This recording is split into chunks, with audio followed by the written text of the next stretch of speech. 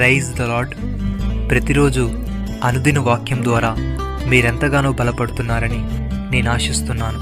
అలాగే మీరు కనుక మన యూట్యూబ్ ఛానల్ని క్రొత్తగా వీక్షిస్తున్నట్లయితే మన యూట్యూబ్ ఛానల్ని సబ్స్క్రైబ్ చేయండి, ఇతరులకు షేర్ చేయండి.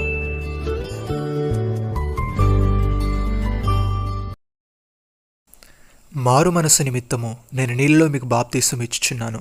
అయితే నా వెనక వచ్చేవాడు నాకంటే శక్తిమంతుడు. ఆయన చెప్పులు మోయుటకైనను నేను పాత్రుడను కాను. ఆయన పరిశుద్ధాత్మలోను అగ్నితోనూ మీకు బాప్తీసం ఇచ్చును. మత్తయి సువార్త 3:11. ప్రియమైన సహోదరి సహోదరులారా, బాప్తీసం ఇచ్చి యోహాను అరణ్యంలో నుండి పాపక్షమాపణ నిమిత్తము మారు మనస్సు విషయమైన బాప్తీసం ప్రకటించుచూ వచ్చెను. అంతటా యూదయ దేశస్థులందరూ యెరూషలేము వారందరూ బయలుదేరి అతని ఎదుకు వచ్చి తమ పాపములను ఒప్పుకొనొచ్చు యోర్దాను నదిలో అతని చేత బాప్తీసం పొందుచుండిరి. అతడు పరిసయ్యులను సద్దూకయ్యులను అనేకులు బాప్తీసం పొందవచ్చుట చూచి, సర్పసంతానమా, రాబో ఉగ్రతను తప్పించుకొనుటకు మీకు బుద్ధి చెప్పువాడెవడు? మారు మనసుకు తగిన ఫలము ఫలించుడి. అబ్రహాం మాకు తండ్రి అని మీలో మీరు చెప్పుకొని తలంచుకోనవద్దు. దేవుడు రాళ్ల వలన అబ్రహామునకు పిల్లలు పుట్టించగలడని మీతో చెప్పుచున్నాను. ఇప్పుడే గొడ్డలి చెట్ల వేరున ఉంచబడి ఉన్నది గనుక మంచి ఫలం ఫలింపమని ప్రతి చెట్టును నరకబడి అగ్నిలో వేయబడును. మారు మనసు నిమిత్తము నేను నీళ్ళలో మీకు బాప్తీసం ఇచ్చుచున్నాను. అయితే నా వెనక వచ్చువాడు నాకంటే శక్తిమంతుడు. ఆయన చెప్పులు మోయుటకైనను నేను పాత్రుడను కాను. ఆయన పరిశుద్ధాత్మలోను అగ్నితోనూ మీకు బాప్తీసం ఇచ్చును.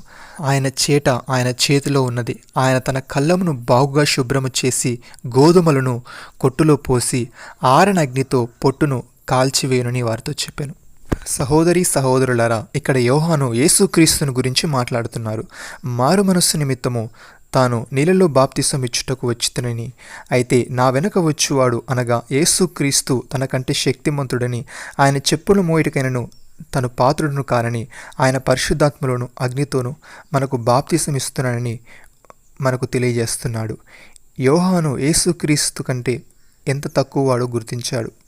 అందుకే తనను తాను తగ్గించుకొని ఆయన హెచ్చించాడు. పౌలు భక్తుడు ఎఫెసీలకు రాస్తూ ఈ విధంగా అంటున్నాడు: దేవుడు మన ప్రభు అయిన క్రీస్తు యేసునందు చేసిన నిత్య సంకల్పము చొప్పున పరలోకంలో ప్రధానులకును అధికారులకును సంఘము ద్వారా తన యొక్క నానా విధమైన జ్ఞానము ఇప్పుడు తెలియబడవలని ఉద్దేశించి శోధింప శక్యము కాని క్రీస్తు ఐశ్వర్యమును అన్యజనులలో ప్రకటించుటకు సమస్తమును సృష్టించిన దేవుని యందు పూర్వకాలము నుండి మరుగయున్న ఆ మర్మమును గూర్చి ఏర్పాటు ఎట్టిదో అందరికీ తేటపరచుటకును పరిశుద్ధులందరిలో అత్యల్పుడైన నాకు ఈ కృప అనుగ్రహించాను.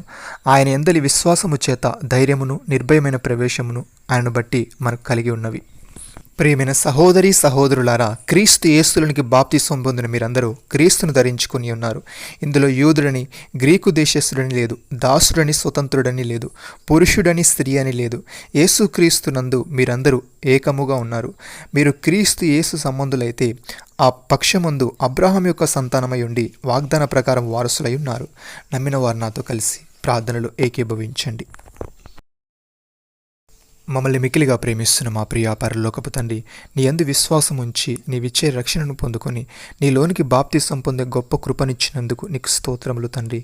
మమ్మల్ని మేము తగ్గించుకొని నీ చేతి క్రింద వినయ మనస్కులమై ఉండుటకు సహాయము దయచేయమని, నీ ఆత్మచేత మమ్మల్ని నింపి నీ పరిపూర్ణతలోనికి మమ్మల్ని నడిపించమని, నీ రాజ్య వారసులుగా నీవే మమ్మల్ని చేయమని ప్రభువైన యేసుక్రీస్తు నామములో ప్రార్థిస్తున్నాము తండ్రి. ఆమేన్.